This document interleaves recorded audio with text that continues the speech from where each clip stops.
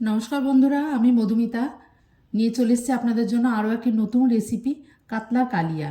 খুব সহজ পদ্ধতিতে বাড়িতে বানিয়ে নেওয়া যায়, সেই পদ্ধতিটি আপনাদের সঙ্গে আজকে আমি শেয়ার করব। আর আপনি যদি আমার চ্যানেল নতুন ভিউয়ার্স হন, আমার চ্যানেলটিকে প্লিজ সাবস্ক্রাইব করবেন, লাইক শেয়ার এবং কমেন্ট করে আমার পাশে থাকবেন। একদম অনুষ্ঠান বাড়ির স্টাইলে খুব অল্প তেল এবং মশলা দিয়ে রেসিপিটি আপনাদের সঙ্গে আমি শেয়ার করব। এখানে আমি নিয়ে নিয়েছি কাতলার কয়েকটা পিস, সেগুলোকে প্রথমে ভালো করে ধুয়ে পরিষ্কার করে নিয়েছি। এবার এর মধ্যে নুন এবং হলুদ গুঁড়ো আর সামান্য পরিমাণে রেড চিলি পাউডার দিয়ে এটাকে ম্যারিনেশন করে রাখবো। 5 থেকে 10 মিনিট মতো ম্যারিনেশন করে রাখলেই একদম ঠিক হয়ে যাবে। এদিকে আমি কড়াইয়ে কিন্তু তেল গরম করতে দিয়েছি।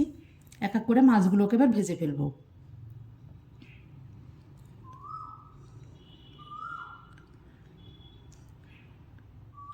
তেলটা কিন্তু খুব ভালোভাবে গরম করে নিতে হবে। অল্প গরম হলে কিন্তু মাছগুলো একদম ভেঙে যাবে। হাই হিটে রেখে মাছগুলোকে এবার একটু উল্টে পাল্টে ভালোভাবে লাল করে ভেজে নেব।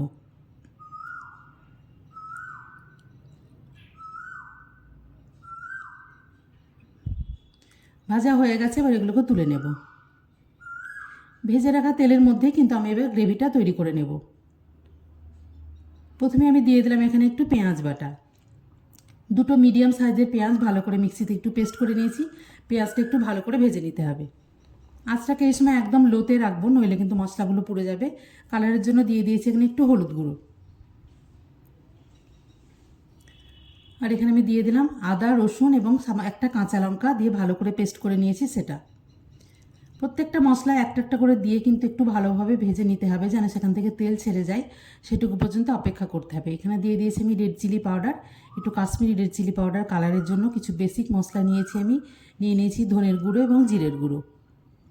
একটু সামান্য পরিমাণে জল দিয়ে কিন্তু মশলাটাকে একদম যতক্ষণ তেল ছাড়ছে ততক্ষণ পর্যন্ত অপেক্ষা করে এটাকে ভেজে নিতে হবে। কালারটাও কিন্তু খুব সুন্দর চলে এসছে, যেহেতু কাশ্মীরি রেড চিলি পাউডার দেওয়া আছে। আপনারা যদি ঝাল পছন্দ করেন তাহলে এমনি রেড চিলি পাউডার দিলেও কিন্তু খুব একটু ঝাল হবে। এখানে আমি দিয়ে দিয়েছি দই। 2 চামচ মতো দই ভালোভাবে ফেটিয়ে নিয়েছি এটাকে। তারপরে একদম আঁচটাকে লো রেখে দইটাকে আবার কষিয়ে নেব। দেখুন দইটা কিন্তু কষানো হয়ে গেছে, মশলা থেকে একদম তেল ছেড়ে গেছে। এই অবস্থায় এখানে দিয়ে দিয়েছি আমি জল। জল খুব বেশি পরিমাণে দেব না, যেহেতু এটা গ্রেভি হবে, একটু গা মাখা মাখা হবে। এখন মাছগুলোকে দিয়ে দেব।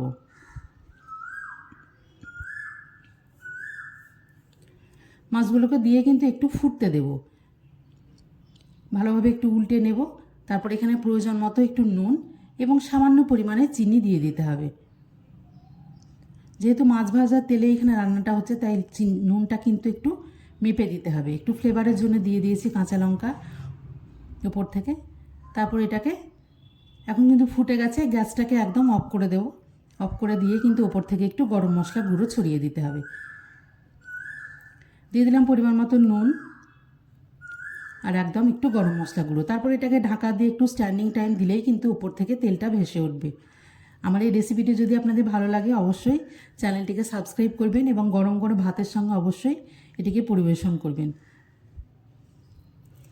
এদিকে স্ট্যান্ডিং টাইম দিয়ে কিন্তু একদম রেডি হয়ে গেছে।